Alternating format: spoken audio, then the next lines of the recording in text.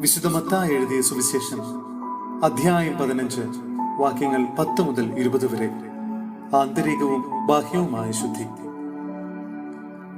അവൻ ജനങ്ങളെ തന്റെ അടുത്ത് വിളിച്ചു പറഞ്ഞു, നിങ്ങൾ കേട്ടു മനസ്സിലാക്കുവിൻ. വായിലേക്ക് പ്രവേശിക്കുന്നതല്ല, വായിൽ നിന്ന് വരുന്നതാണ് ഒരുവനെ അശുദ്ധനാക്കുന്നത്. അപ്പോൾ ശിഷ്യന്മാർ അടുത്തു വന്നു പറഞ്ഞു, ഈ വചനം ഫരിസേയർക്ക് ഇടർച്ചയുണ്ടാക്കിയെന്ന് നീ അറിയുന്നുവോ? അവൻ മറുപടി പറഞ്ഞു, എന്റെ സ്വർഗീയ പിതാവ് നട്ടതല്ലാത്ത ചെടികളൊക്കെയും പിഴുതുമാറ്റപ്പെടും. അവരെ വിട്ടേക്കൂ, അവർ അന്ധരെ നയിക്കുന്ന അന്ധരാണ്. അന്ധൻ അന്ധരെ നയിച്ചാൽ ഇരുവരും കുഴിയിൽ വീഴും. ഈ ഉപമ ഞങ്ങൾക്ക് വിശദീകരിച്ച് തരണമേ എന്ന് പത്രോസ് അപേക്ഷിച്ചു. അവൻ ചോദിച്ചു, നിങ്ങൾ ഇപ്പോഴും ഗ്രഹണശക്തി ഇല്ലാത്തവരാണോ? വായിൽ പ്രവേശിക്കുന്നവ ഉദരത്തിലേക്ക് പോകുന്നെന്നും അവിടെ നിന്ന് അത് വിസർജിക്കപ്പെടുന്നെന്നും നിങ്ങൾ ഗ്രഹിക്കുന്നില്ലേ? എന്നാൽ വായിൽ നിന്ന് വരുന്നത് ഹൃദയത്തിൽ നിന്നാണ് പുറപ്പെടുന്നത്. അത് മനുഷ്യനെ അശുദ്ധനാക്കുന്നു.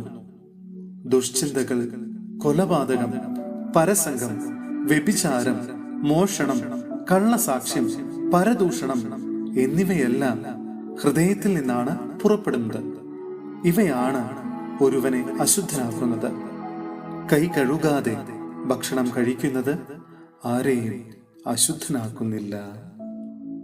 സഹോദരരെ, വിശുദ്ധ പൗലോസ്ലീഹ റോമായിലെ സഭയ്ക്ക് എഴുതിയ ലേഖനം അധ്യായം 2 വാക്യങ്ങൾ 17 മുതൽ 24 വരെ. യഹൂദരും നിയമവും. നീ യഹൂദനെന്ന് വിളിക്കപ്പെടുന്നു, നിയമത്തിൽ ആശ്രയിക്കുന്നു, ദൈവത്തിൽ അഭിമാനം കൊള്ളുന്നു. നീ നിയമം പഠിച്ചിട്ടുള്ളതിനാൽ ദൈവഹിതം അറിയുകയും ശ്രേഷ്ഠമായതിനെ അംഗീകരിക്കുകയും ചെയ്യുന്നു. ജ്ഞാനത്തിന്റെയും സത്യത്തിന്റെയും മൂർത്തരൂപം നിയമത്തിൽ നിനക്ക് ലഭിച്ചിരിക്കുന്നത് കൊണ്ട് നീ അന്ധന്മാർക്ക് വഴികാട്ടിയും ഇരുട്ടിലിരിക്കുന്നവർക്ക് വെളിച്ചവും അജ്ഞർക്ക് ഉപദേഷ്ടാവും കുട്ടികൾക്ക് അധ്യാപകനുമാണെന്ന് നിനക്കുറപ്പുണ്ടെങ്കിൽ മറ്റുള്ളവരെ പഠിപ്പിക്കുന്ന നീ നിന്നെ തന്നെ പഠിപ്പിക്കാത്തതെന്ത്?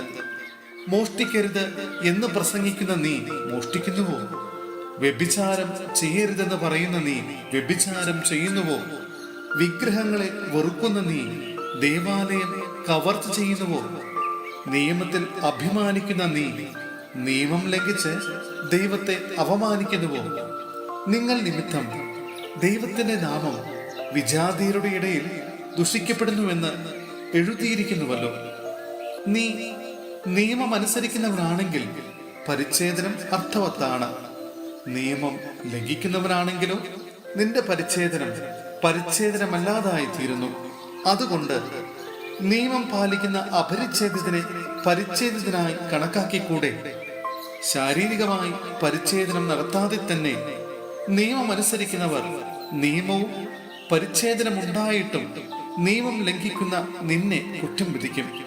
എന്തെന്നാൽ ബാഹ്യമായി യഹൂദനായിരിക്കുന്നവനല്ല യഥാർത്ഥ യഹൂദൻ.